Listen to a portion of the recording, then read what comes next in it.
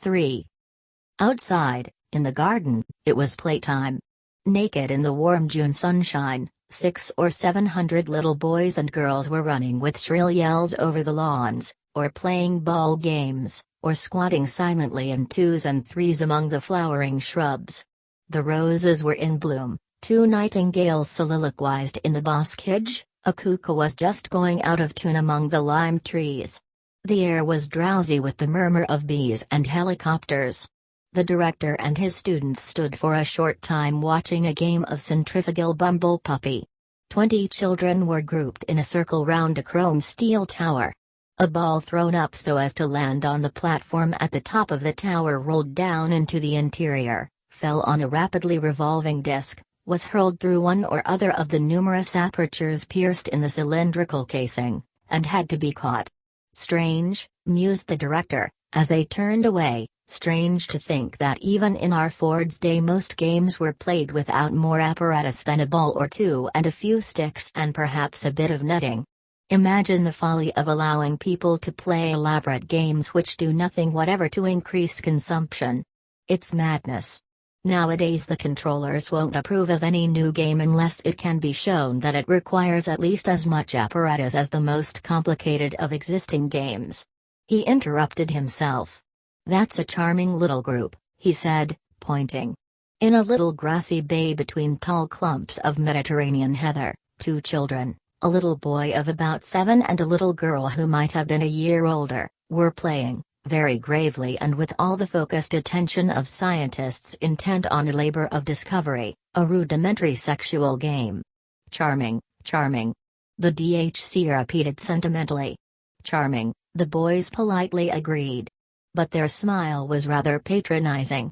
They had put aside similar childish amusements too recently to be able to watch them now without a touch of contempt. Charming? But it was just a pair of kids fooling about, that was all. Just kids. I always think, the director was continuing in the same rather maudlin tone, when he was interrupted by a loud boo-hooing. From a neighboring shrubbery emerged a nurse, leading by the hand a small boy, who howled as he went. An anxious-looking little girl trotted at her heels. "What's the matter?" asked the director. The nurse shrugged her shoulders. "Nothing much," she answered. "It's just that this little boy seems rather reluctant to join in the ordinary erotic play. I'd noticed it once or twice before. And now again today. He started yelling just now. Honestly," put in the anxious-looking little girl, "I didn't mean to hurt him or anything." "Honestly." "Of course you didn't, dear," said the nurse reassuringly. "And so," she went on, turning back to the director, "I'm taking him in to see the assistant superintendent of psychology. Just to see if anything's at all abnormal." Right," said the director.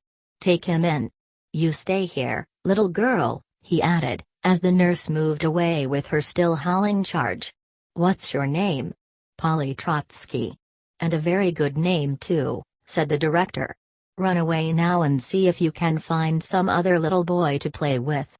The child scampered off into the bushes and was lost to sight.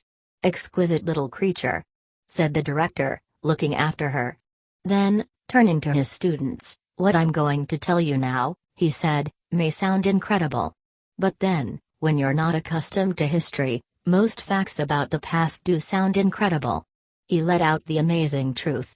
For a very long period before the time of our Ford, and even for some generations afterwards, erotic play between children had been regarded as abnormal. There was a roar of laughter, and not only abnormal, actually immoral, no, and had therefore been rigorously suppressed. A look of astonished incredulity appeared on the faces of his listeners. Poor little kids not allowed to amuse themselves? They could not believe it.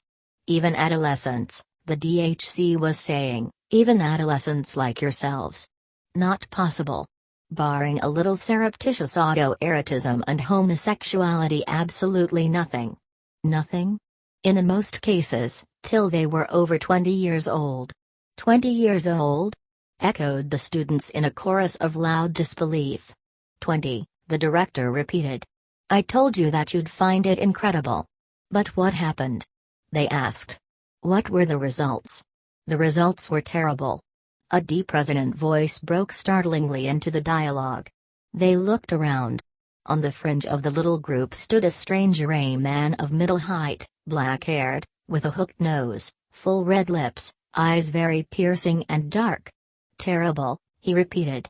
The DHC had at that moment sat down on one of the steel and rubber benches conveniently scattered through the gardens, but at the sight of the stranger, he sprang to his feet and darted forward, his hand outstretched, smiling with all his teeth, effusive. "Controller. What an unexpected pleasure. Boys, what are you thinking of? This is the controller, this is his Fordship, Mustafa Mond." In the 4,000 rooms of the center, the 4,000 electric clocks simultaneously struck 4. Discarnate voices called from the trumpet mouths. "Main day shift off duty. Second day shift take over. Main day shift off." In the lift, on their way up to the changing rooms, Henry Foster and the assistant director of predestination rather pointedly turned their backs on Bernard Marx from the Psychology Bureau, averted themselves from that unsavory reputation. The faint hum and rattle of machinery still stirred the crimson air in the embryo store. Shifts might come and go, one lupus-colored face give place to another, majestically and forever the conveyors crept forward with their load of future men and women. Lenina Crown walked briskly towards the door. His Fordship Mustafa Mond. The eyes of the saluting students almost popped out of their heads. Mustafa Mond. The resident controller for Western Europe. One of the 10 world controllers. One of the 10. And he sat down on the bench with the DHC, he was going to stay, yes, and actually talk to them. Straight from the horse's mouth. Straight from the mouth of Ford himself. 2 shrimp brown children emerged from a neighboring shrubbery, stared at them for a moment with large, astonished eyes, then returned to their amusements among the leaves. "You all remember," said the controller, in his strong deep voice, "you all remember, I suppose, that beautiful and inspired saying of our Ford's, 'History is bunk.' History," he repeated slowly, "is bunk." He waved his hand, and it was as though, with an invisible feather whisk, he had brushed away a little dust, and the dust was Harappa, was Ur of the Chaldees, some spiderwebs, and they were Thebes and Babylon and Knossos and Mycenae. Whisk. Whisk, and where was Odysseus, where was Job, where were Jupiter and Gautama and Jesus? Whisk, and those specks of antique dirt called Athens and Rome, Jerusalem and the Middle Kingdom all were gone. Whisk, the place where Italy had been was empty. Whisk, the cathedrals, whisk, whisk, King Lear and the thoughts of Pascal. Whisk, passion, whisk, requiem, whisk, symphony, whisk. "Going to the Feelies this evening, Henry?" inquired the assistant predestinator. "I hear the new one at the Alhambra is first rate. There's a love scene on a bearskin rug, they say it's marvelous. Every hair of the bear reproduced. The most amazing tactual effects. That's why you're taught no history," the controller was saying. "But now the time has come." The DHC looked at him nervously. There were those strange rumors of old forbidden books hidden in a safe in the controller's study. Bibles, poetry, Ford knew what. Mustafa Mond intercepted his anxious glance and the corners of his red lips twitched ironically. "It's all right, Director," he said in a tone of faint derision, "I won't corrupt them." The DHC was overwhelmed with confusion. Those who feel themselves despised do well to look despising. The smile on Bernard Marx's face was contemptuous. "Every hair on the bear indeed. I shall make a point of going," said Henry Foster. Mustafa Mond leaned forward, shook a finger at them. "Just try to realize it," he said, and his voice sent a strange thrill quivering along their diaphragms. "Try to realize what it was like to have a viviparous mother." That smutty word again. But none of them dreamed, this time, of smiling. Try to imagine what living with one's family meant. They tried, but obviously without the smallest success. And do you know what a home was? They shook their heads. From her dim crimson cellar Lenina Crown shot up 17 stories, turned to the right as she stepped out of the lift, walked down a long corridor and, opening the door marked girls' dressing room, plunged into a deafening chaos of arms and bosoms and underclothing. Torrents of hot water were splashing into or gurgling out of 100 baths. Rumbling and hissing, 80 vibro vacuum massage machines were simultaneously kneading and sucking the firm and sunburnt flesh of 80 superb female specimens. Everyone was talking at the top of her voice. A synthetic music machine was warbling out a super cornet solo. "Hello, Fanny," said Lenina to the young woman who had the pegs and locker next to hers. Fanny worked in the bottling room, and her surname was also Crown. But as the 2,000 million inhabitants of the planet had only 10,000 names between them, the coincidence was not particularly surprising. Lenina pulled at her zippers downwards on the jacket, downwards with a double-handed gesture at the two that held trousers, downwards again to loosen her undergarment. Still wearing her shoes and stockings, she walked off towards the bathrooms. Home, a few small rooms, stiflingly over-inhabited by a man, by a periodically teeming woman, by a rabble of boys and girls of all ages. No air, no space, an under-sterilized prison, darkness, disease, and smells. The controller's evocation was so vivid that one of the boys, more sensitive than the rest, turned pale at the mere description and was on the point of being sick. Lenina got out of the bath, toweled herself dry, took hold of a long flexible tube plugged into the wall, presented the nozzle to her breast, as though she meant to commit suicide, pressed down the trigger. A blast of warmed air dusted her with the finest talcum powder. 8 different scents and eau de cologne were laid on in little taps over the wash basin. She turned on the third from the left, dabbed herself with chai brand, carrying her shoes and stockings in her hand, went out to see if one of the vibro vacuum machines were free. And home was as squalid psychically as physically. Psychically, it was a rabbit hole, a midden, hot with the frictions of tightly packed life, reeking with emotion. What suffocating intimacies, what dangerous, insane, obscene relationships between the members of the family group. Maniacally, the mother brooded over her children. Brooded over them like a cat over its kittens, but a cat that could talk, a cat that could say, my baby, over and over again. My baby, and oh, at my breast, the little hands, the hunger, and that unspeakable agonizing pleasure. Till at last my baby sleeps with a bubble of white milk at the corner of his mouth. My little baby sleeps. Yes, said Mustafa Mond, nodding his head, you may well shudder. Who are you going out with tonight? Lenina asked, returning from the vibrovac like a pearl illuminated from within, pinkily glowing. Nobody. Lenina raised her eyebrows in astonishment. I've been feeling rather out of sorts lately, Fanny explained. Dr. Wells advised me to have a pregnancy substitute. But, my dear, you're only 19. The first pregnancy substitute isn't compulsory till 21. I know, dear. But some people are better if they begin earlier. Dr. Wells told me that brunettes with wide pelvises, like me, ought to have their first pregnancy substitute at 17. So I'm really 2 years late, not 2 years early. She opened the door of her locker and pointed to the row of boxes and labeled files on the upper shelf. Syrup of corpus luteum, Lenina read the names aloud.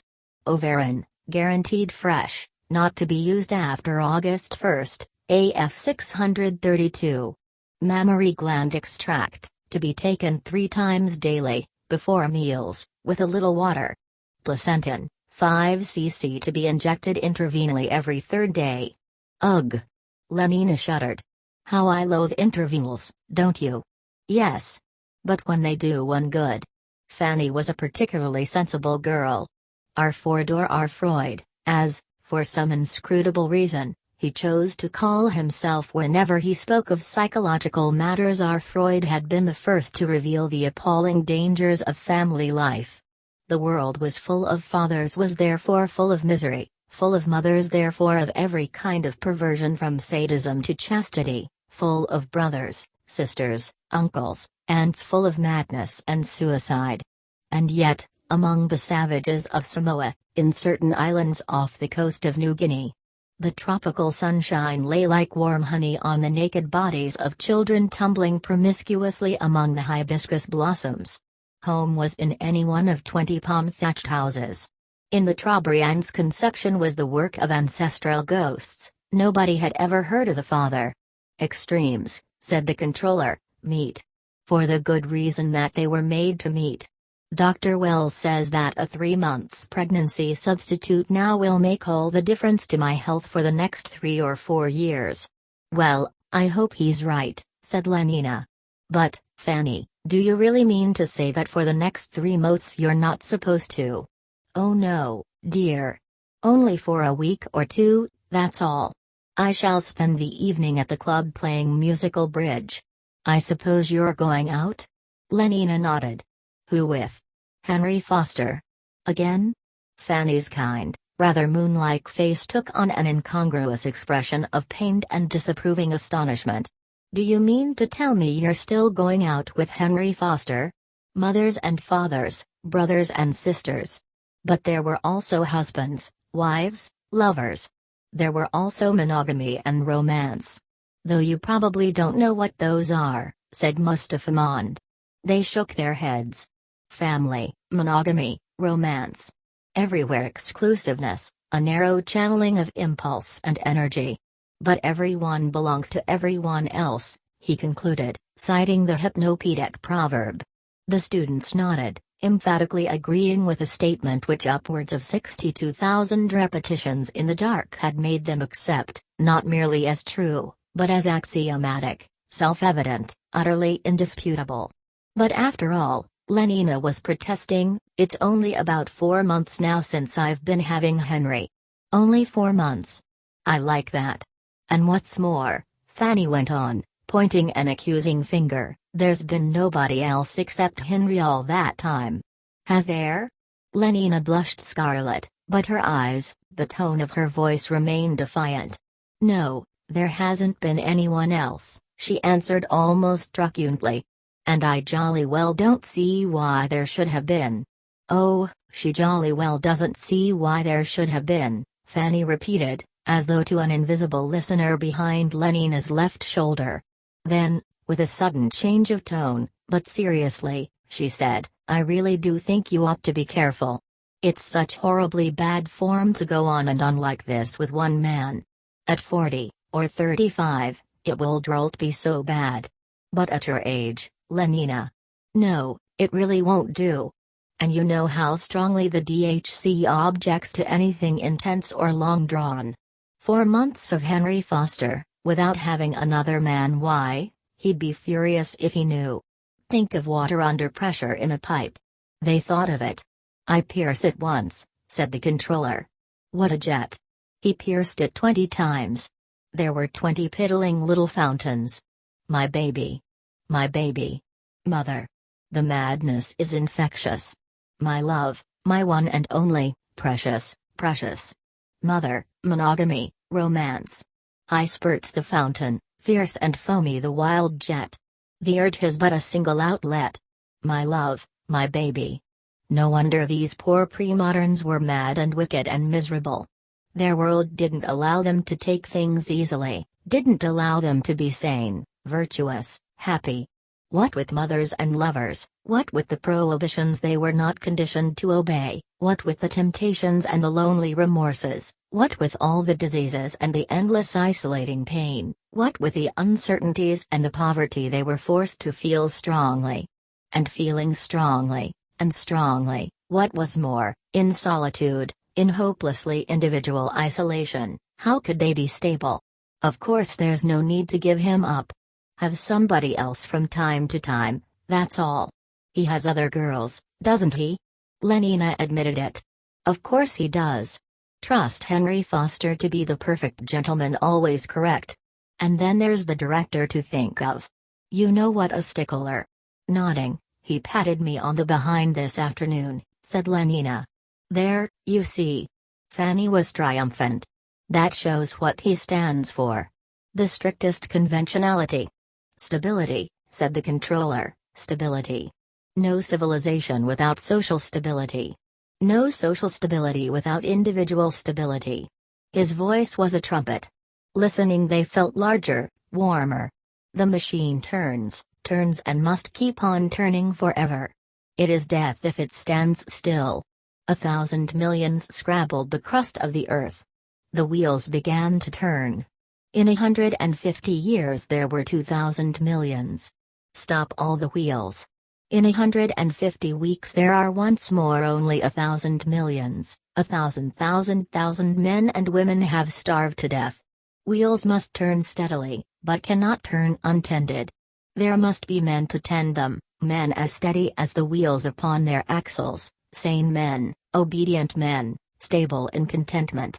Crying, my baby, my mother, my only love, groaning, my sin, my terrible God, screaming with pain, muttering with fever, bemoaning old age and poverty. How can they tend the wheels? And if they cannot tend the wheels, the corpses of 1,000 men and women would be hard to bury or burn. And after all, Fanny's tone was coaxing, it's not as though there were anything painful or disagreeable about having one or two men besides Henry. And seeing that you ought to be a little more promiscuous. Stability, insisted the controller, stability. The primal and the ultimate need. Stability. Hence all this. With a wave of his hand he indicated the gardens, the huge building of the conditioning center, the naked children furtive in the undergrowth or running across the lawns. Lenina shook her head. Somehow, she mused, I hadn't been feeling very keen on promiscuity lately. There are times when one doesn't. Haven't you found that too, Fanny? Fanny nodded her sympathy and understanding.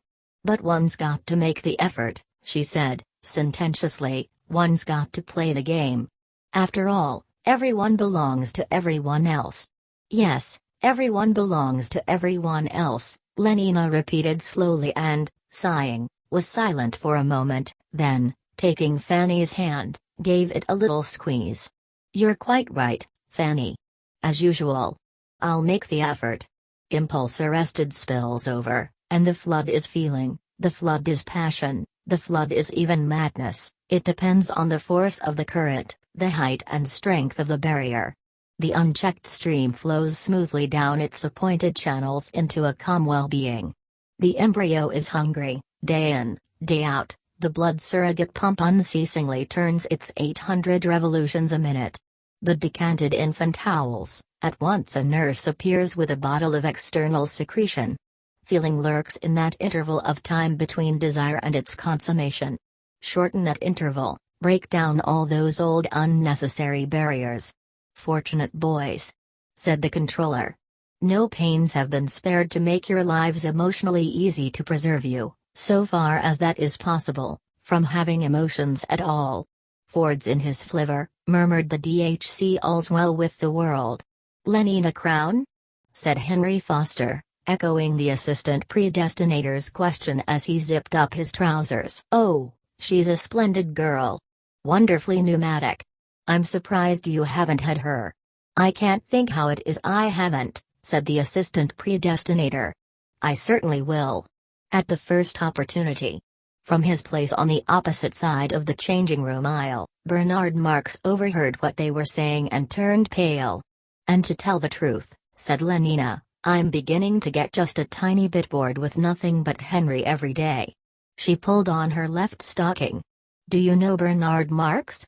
She asked in a tone whose excessive casualness was evidently forced. Fanny looked startled.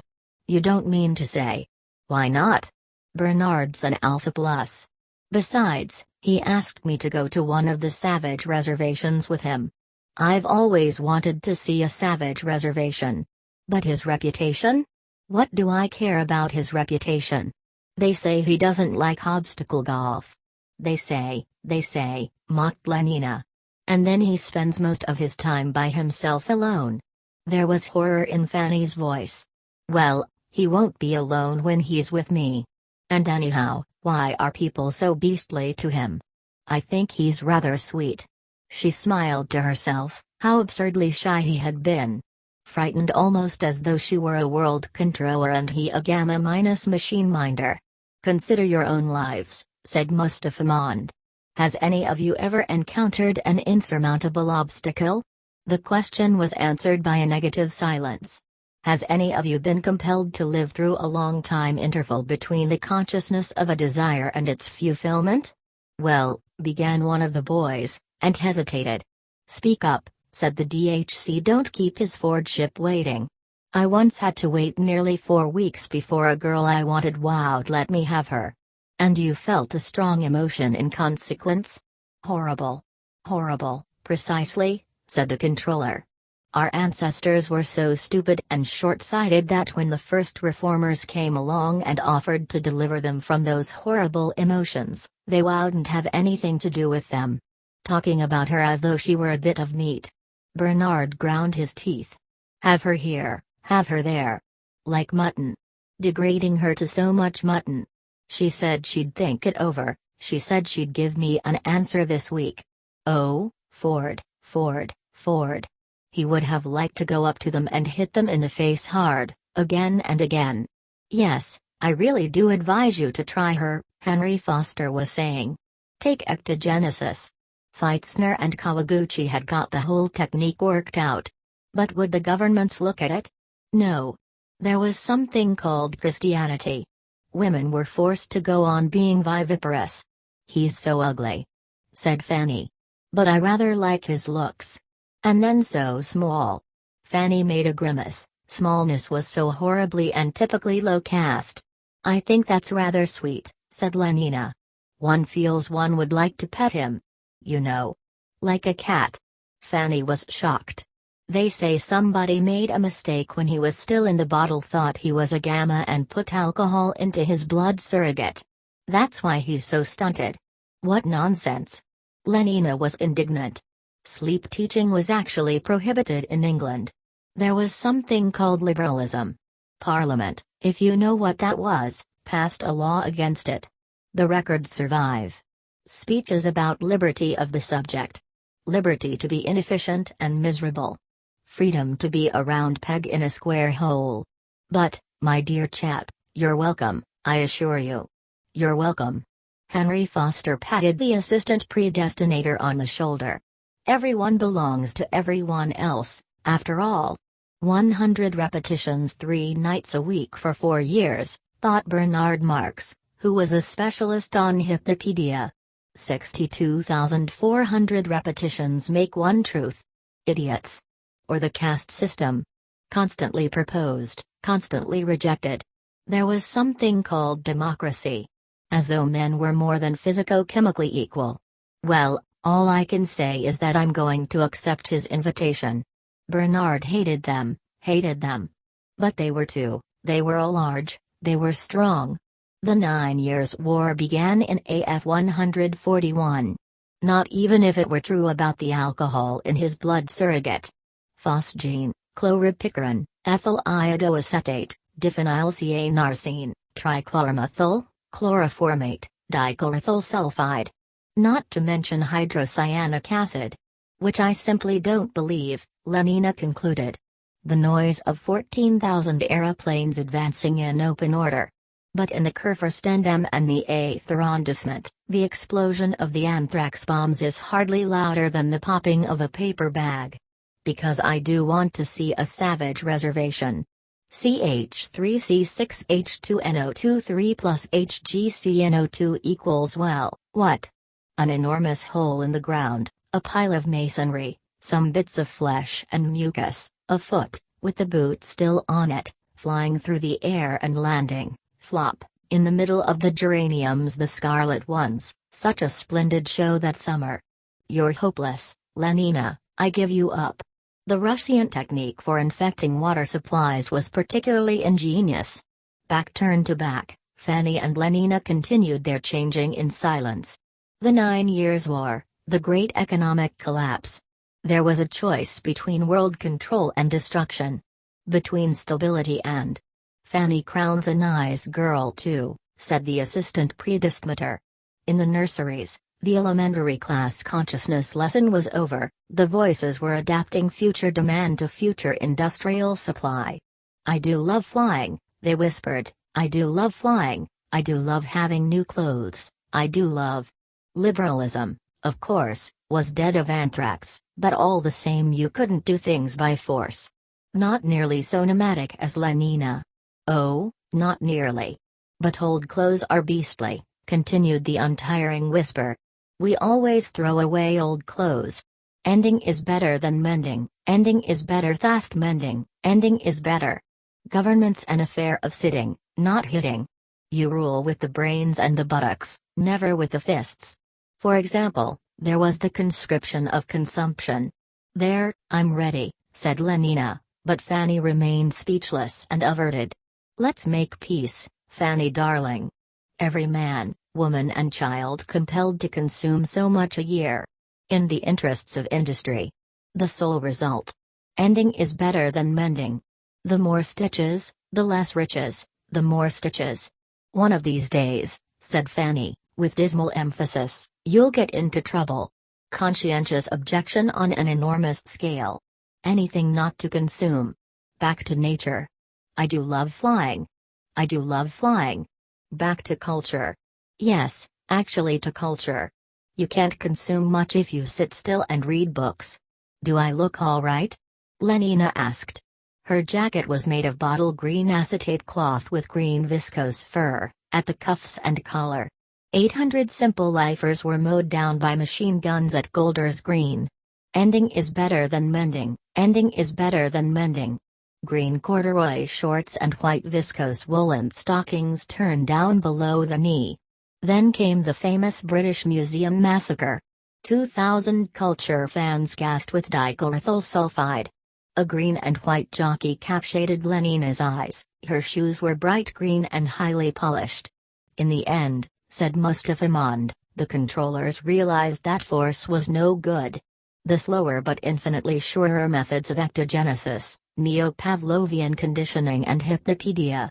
And round her waist she wore a silver-mounted green Morocco surrogate cartridge belt, bulging, for Lenina was not a free martin, with the regulation supply of contraceptives.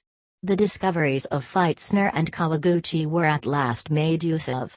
An intensive propaganda against viviparous reproduction. Perfect? Cried Fanny enthusiastically.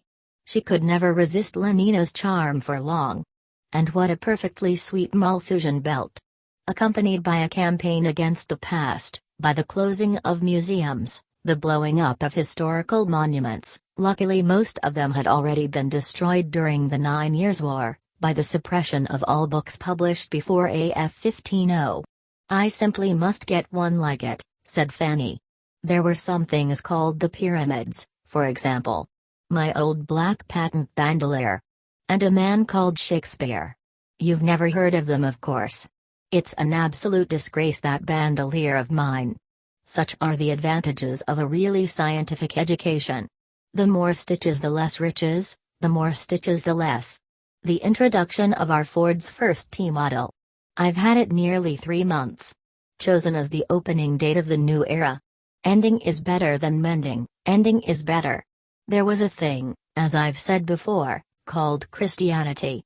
Ending is better than mending. The ethics and philosophy of underconsumption. I love new clothes, I love new clothes, I love. So essential when there was underproduction, but in an age of machines and the fixation of nitrogen positively a crime against society.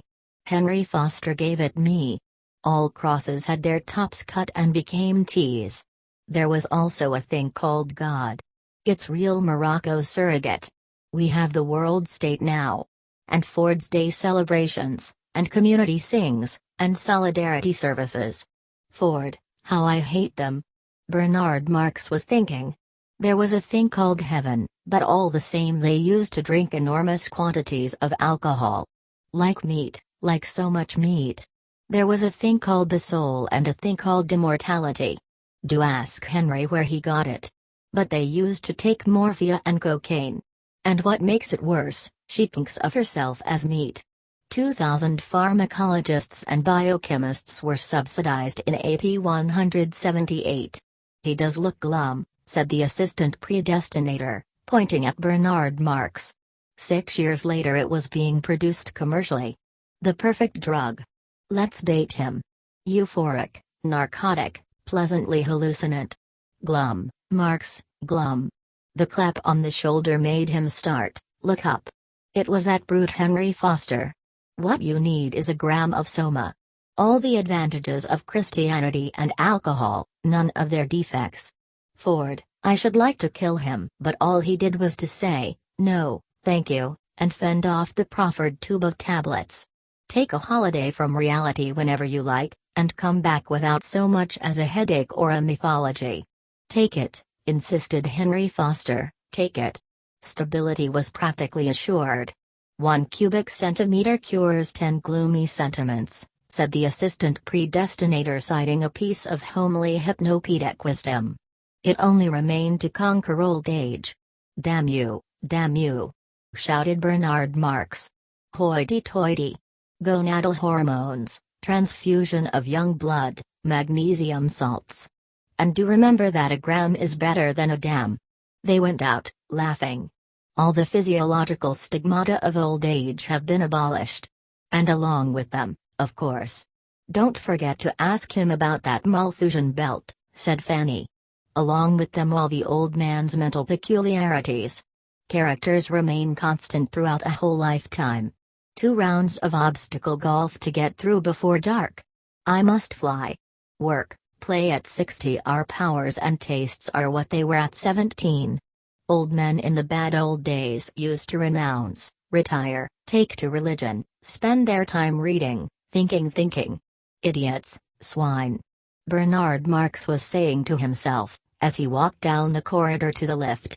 Now such is progress. The old men work, the old men copulate, the old men have no time, no leisure from pleasure, not a moment to sit down and think, or if ever by some unlucky chance such a crevice of time should yawn in the solid substance of their distractions, there is always soma, delicious soma, half a gram for a half holiday, a gram for a weekend, 2 grams for a trip to the gorgeous East, 3 for a dark eternity on the moon, returning whence they find themselves on the other side of the crevice, safe on the solid ground of daily labor and distraction, scampering from feelie to feelie, from girl to pneumatic girl, from electromagnetic golf course to. Go away, little girl, shouted the DHC angrily. Go away, little boy. Can't you see that his Ford ship's busy? Go and do your erotic play somewhere else. Suffer, little children, said the controller. Slowly, majestically, with a faint humming of machinery, the conveyors moved forward, 33 centimeters an hour. In the red darkness glinted innumerable rubies. 4. The lift was crowded with men from the Alpha changing rooms, and Lenina's entry was greeted by many friendly nods and smiles. She was a popular girl and, at one time or another, had spent a night with almost all of them. They were dear boys, she thought, as she returned their salutations. Charming boys. Still, she did wish that George Edsall's ears weren't quite so big. Perhaps he'd been given just a spot too much parathyroid at meter 328. And looking at Benito Hoover, she couldn't help remembering that he was really too hairy when he took his clothes off. Turning, with eyes a little saddened by the recollection of Benito's curly blackness, she saw in a corner the small thin body, the melancholy face of Bernard Marx. Bernard. She stepped up to him. I was looking for you. Her voice rang clear above the hum of the mounting lift. The others looked round curiously. I wanted to talk to you about our New Mexico plan. Out of the tail of her eye she could see Benito Hoover gaping with astonishment. The gape annoyed her. Surprised I shouldn't be begging to go with him again, she said to herself. Then aloud, and more warmly than ever, I'd simply love to come with you for a week in July, she went on.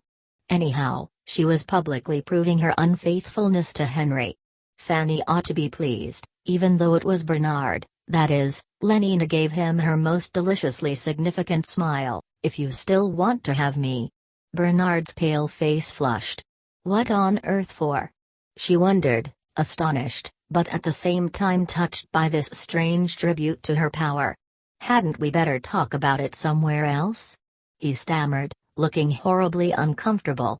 As though I'd been saying something shocking, thought Lenina. He couldn't look more upset if I'd made a dirty joke, asked him who his mother was, or something like that. I mean, with all these people about. He was choked with confusion. Lenina's laugh was frank and wholly unmalicious. "How funny you are," she said, and she quite genuinely did think him funny. "You'll give me at least a week's warning, won't you?" she went on in another tone. "I suppose we take the Blue Pacific rocket? Does it start from the Charrington Tower? Or is it from Hampstead?" Before Bernard could answer, the lift came to a standstill. "Roof!" called a creaking voice. The liftman was a small simian creature, dressed in the black tunic of an epsilon- semi-moron. "Roof!" He flung open the gates. The warm glory of afternoon sunlight made him start and blink his eyes. "Oh, Roof!" he repeated in a voice of rapture. He was as though suddenly and joyfully awakened from a dark annihilating stupor. "Roof!" He smiled up with a kind of doggedly expectant adoration into the faces of his passengers. Talking and laughing together, they stepped out into the light. The liftman looked after them. "Roof?" he said once more, questioningly. Then a bell rang, and from the ceiling of the lift a loudspeaker began, very softly and yet very imperiously, to issue its commands. "Go down," it said, "go down. Floor 18. Go down, go down. Floor 18. Go down, go." The liftman slammed the gates, touched a button and instantly dropped back into the droning twilight of the well, the twilight of his own habitual stupor. It was warm and bright on the roof. The summer afternoon was drowsy with the hum of passing helicopters, and the deeper drone of the rocket planes hastening, invisible, through the bright sky 5 or 6 miles overhead was like a caress on the soft air. Bernard Marx drew a deep breath. He looked up into the sky and round the blue horizon and finally down into Lenina's face. "Isn't it beautiful?" His voice trembled a little. She smiled at him with an expression of the most sympathetic understanding. "Simply perfect for obstacle golf," she answered rapturously. "And now I must fly, Bernard. Henry gets cross if I keep him waiting. Let me know in good time about the date." And waving her hand she ran away across the wide flat roof towards the hangars. Bernard stood watching the retreating twinkle of the white stockings, the sunburnt knees vivaciously bending and unbending again, and the softer rolling of those well-fitted corduroy shorts beneath the bottle green jacket. His face wore an expression of pain. "I should say she was pretty," said a loud and cheery voice just behind him. Bernard started and looked around. The chubby red face of Benito Hoover was beaming down at him, beaming with manifest cordiality. Benito was notoriously good-natured. People said of him that he could have got through life without ever touching Soma. The malice and bad tempers from which other people had to take holidays never afflicted him. Reality for Benito was always sunny. Pneumatic too. "And how?" Then, in another tone, "But, I say," he went on, "you do look glum. What you need is a gram of Soma." Diving into his right-hand trouser pocket, Benito produced a file. 1 cubic centimeter cures 10 gloomy. "But, I say." Bernard had suddenly turned and rushed away. Benito stared after him. What can be the matter with the fellow? He wondered, and, shaking his head, decided that the story about the alcohol having been put into the poor chap's blood surrogate must be true. Touched his brain, I suppose. He put away the Soma bottle, and taking out a packet of sex hormone chewing gum, stuffed a plug into his cheek and walked slowly away towards the hangars, ruminating. Henry Foster had had his machine wheeled out of its lockup and, when Lenina arrived, was already seated in the cockpit, waiting. 4 minutes late, was all his comment, as she climbed in beside him. He started the engines and threw the helicopter screws into gear. The machine shot vertically into the air. Henry accelerated, the humming of the propeller shrilled from hornet to wasp, from wasp to mosquito. The speedometer showed that they were rising at the best part of 2 kilometers a minute. London diminished beneath them. The huge table-topped buildings were no more, in a few seconds, than a bed of geometrical mushrooms sprouting from the green of park and garden. In the midst of them, thin-stalked, a taller, slenderer fungus, the Charity Tower lifted towards the sky a disk of shining concrete. Like the vague torsos of fabulous athletes, huge fleshy clouds lolled on the blue air above their heads. Out of one of them suddenly dropped a small scarlet insect, buzzing as it fell. "There's the red rocket," said Henry, "just come in from New York." Looking at his watch. 7 minutes behind time, he added, and shook his head. These Atlantic services, they're really scandalously unpunctual. He took his foot off the accelerator.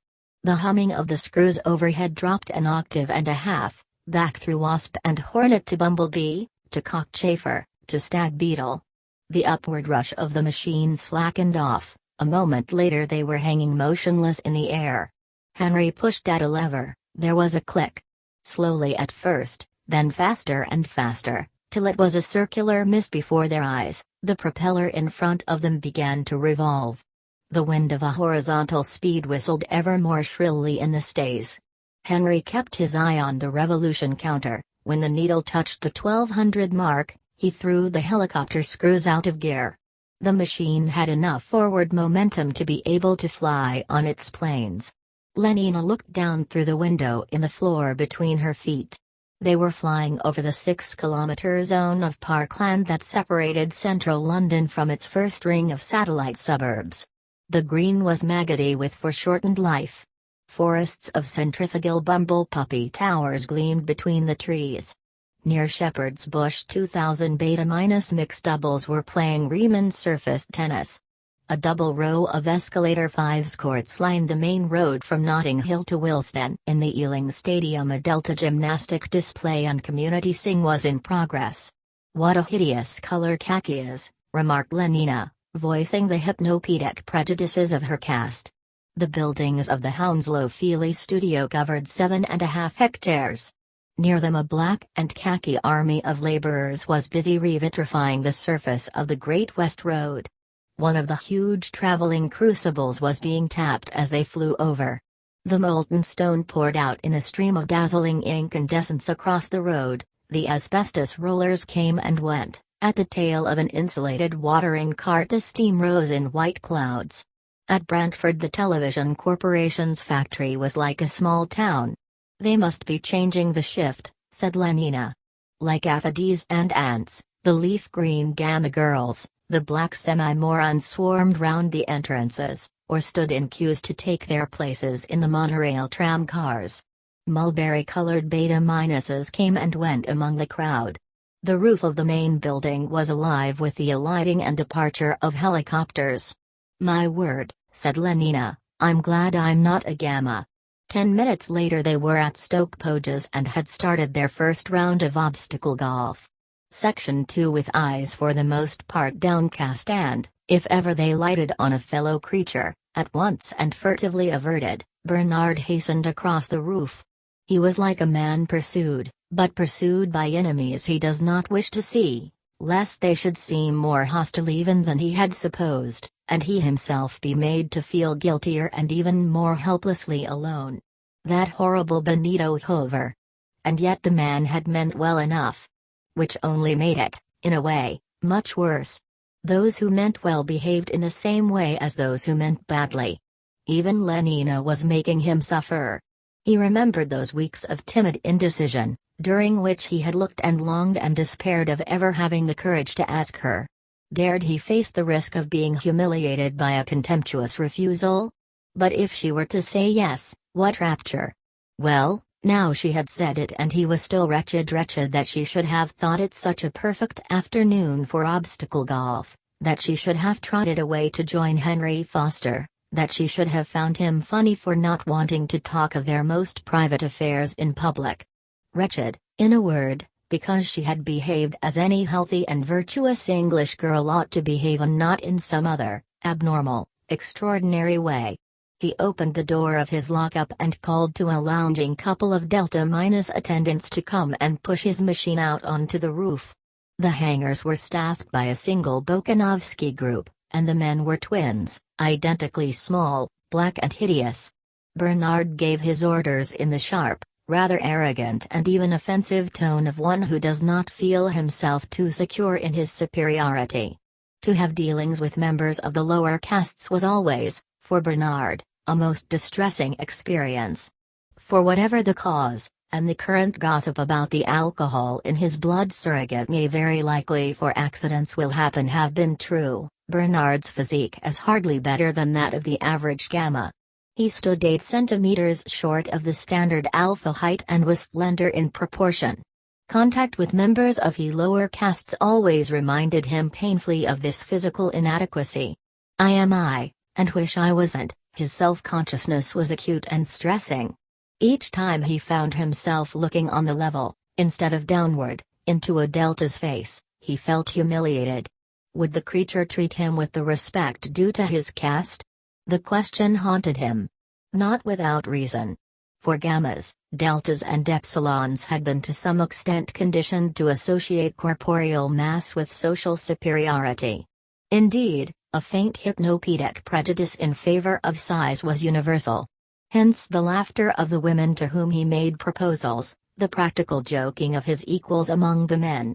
The mockery made him feel an outsider, and feeling an outsider he behaved like one, which increased the prejudice against him and intensified the contempt and hostility aroused by his physical defects. Which in turn increased his sense of being alien and alone. A chronic fear of being slighted made him avoid his equals, made him stand, where his inferiors were concerned, self-consciously on his dignity. How bitterly he envied men like Henry Foster and Benito Hoover.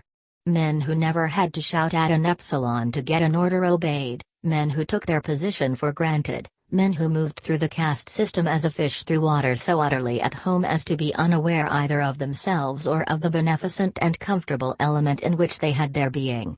Slackly, it seemed to him, and with reluctance, the twin attendants wheeled his plane out on the roof. "Hurry up," said Bernard irritably. One of them glanced at him. Was that a kind of bestial derision that he detected in those blank gray eyes? "Hurry up!" he shouted more loudly, and there was an ugly rasp in his voice. He climbed into the plane and, a minute later, was flying southwards, towards the river. The various bureaus of propaganda and the College of Emotional Engineering were housed in a single 60-story building in Fleet Street. In the basement and on the low floors were the presses and offices of the 3 great Loudon newspapers: the Hourly Radio, an upper caste sheet, the pale green Gamma Gazette, and, on khaki paper and in words exclusively of one syllable, the Delta Mirror. Then came the bureaus of propaganda by television, by feeling picture, and by synthetic voice and music respectively, 22 floors of them. Above were the search laboratories and the padded rooms in which soundtrack writers and synthetic composers did the delicate work.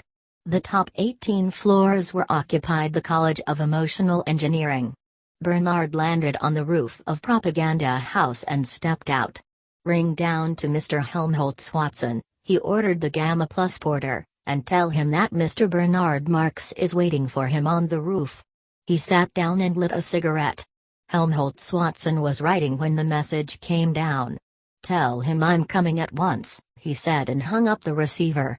Then, turning to his secretary, "I'll leave you to put my things away," he went on in the same official and impersonal tone, and, ignoring her lustrous smile, got up and walked briskly to the door. He was a powerfully built man, deep-chested, broad-shouldered, massive, and yet quick in his movements, springy and agile. The round strong pillar of his neck supported a beautifully shaped head. His hair was dark and curly, his features strongly marked. In a forcible emphatic way, he was handsome and looked, as his secretary was never tired of repeating, every centimeter an alpha plus. By profession he was a lecturer at the College of Emotional Engineering, Department of Writing, and the intervals of his educational activities, a working emotional engineer.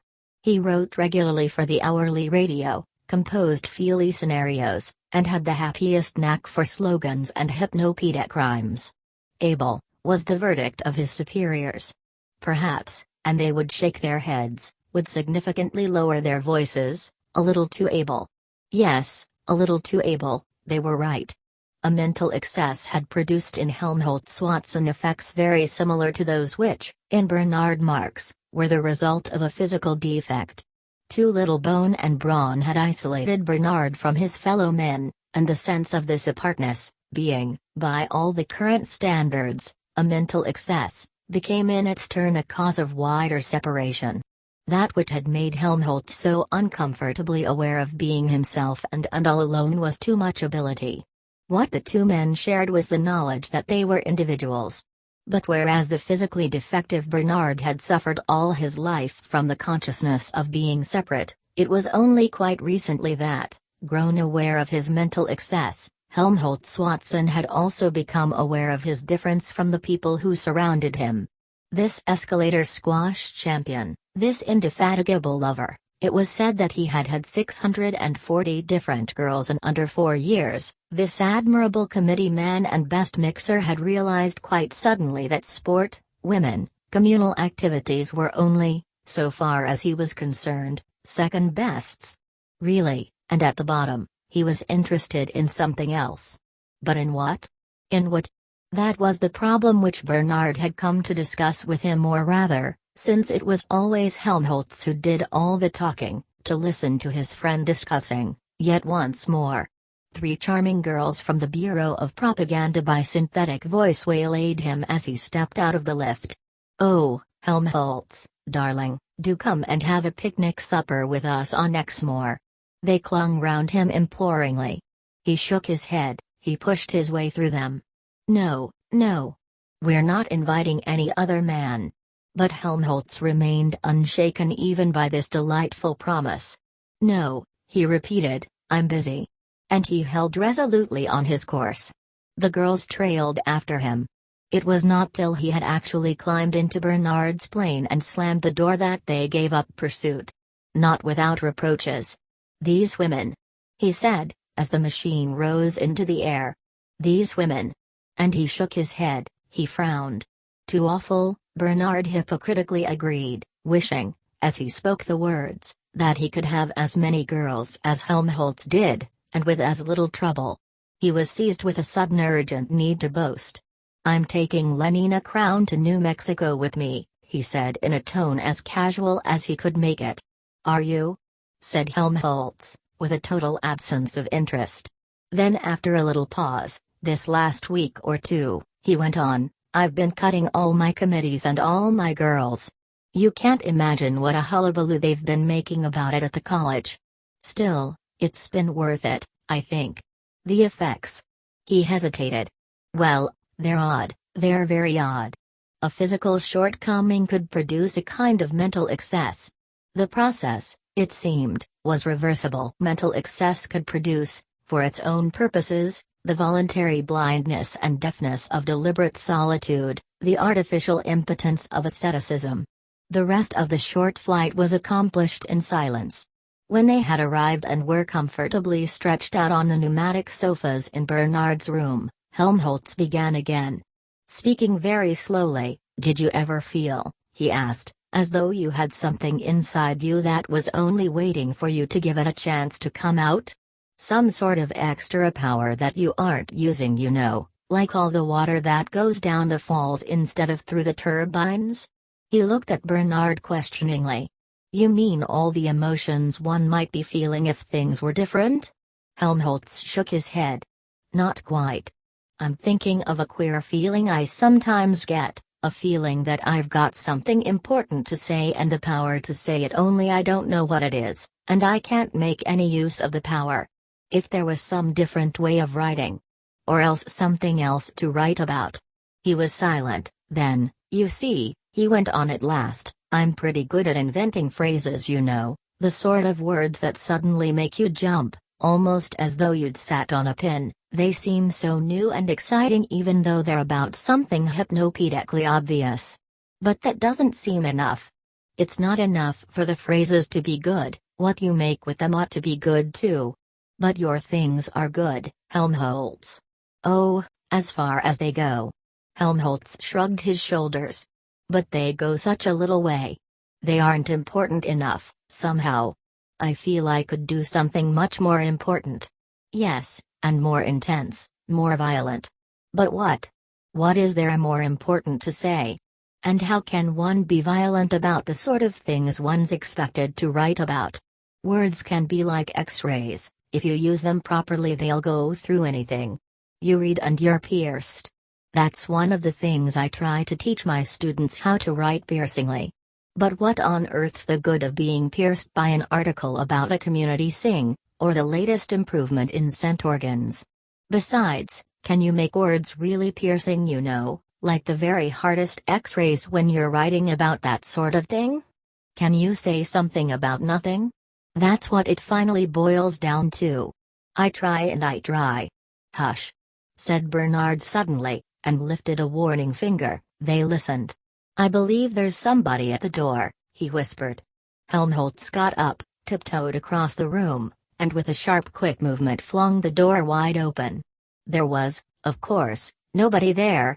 I'm sorry, said Bernard, feeling and looking uncomfortably foolish. I suppose I've got things on my nerves a bit.